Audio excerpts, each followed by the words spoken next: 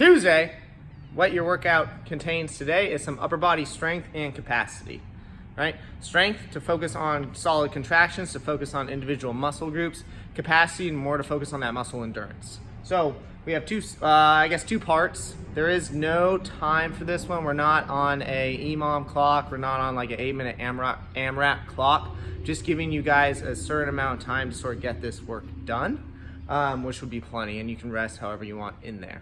So first part for our strength, we have 3 sets, 10 per arm of those half kneeling high pulls, which we've done before. So I'll just get kneeling down, have your yoga mat, your ab mat, wherever you need.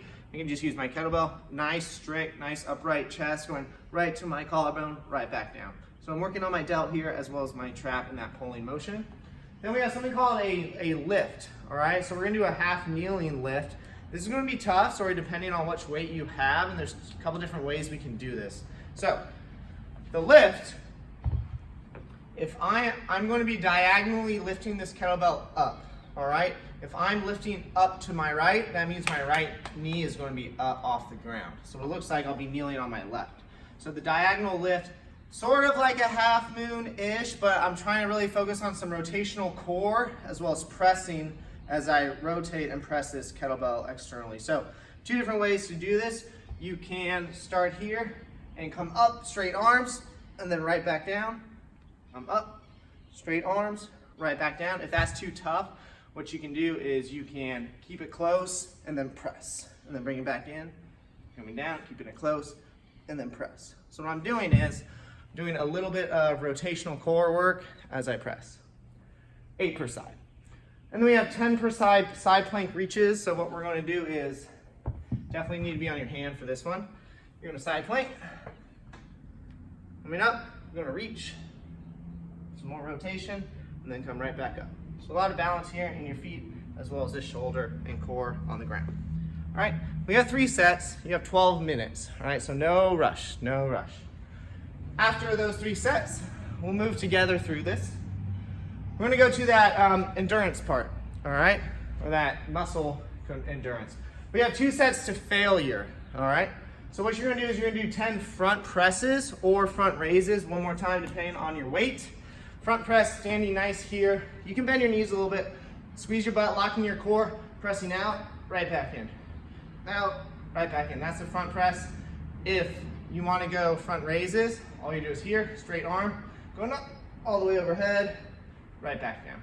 Going up, then right back down. And then immediately, you're going into a max set of push-ups. Hands or knees, as long as you're following straight line down to touch, straight line back up. In between those 2 sets, you're gonna rest 2 minutes, okay? Point of this is to work on that muscle endurance and that capacity, because what that allows us to do is be able to get stronger with pushing as we're sort of feeling that lactic burn, you know, your chest, your triceps start to light up. If you can keep going through that and push past that, that'll help you get stronger.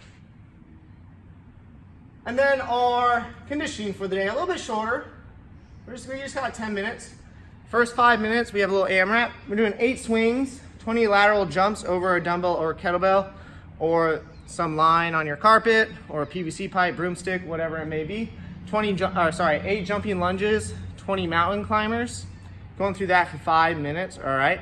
Short amount of time, which means I want you guys to go fast. 2-minute rest. I'm doing 3 minutes of max swings, kettlebell or dumbbell. Depending on your weight and depending on what implement you have, it's all right to go either Russian or overhead. All right, that's totally fine.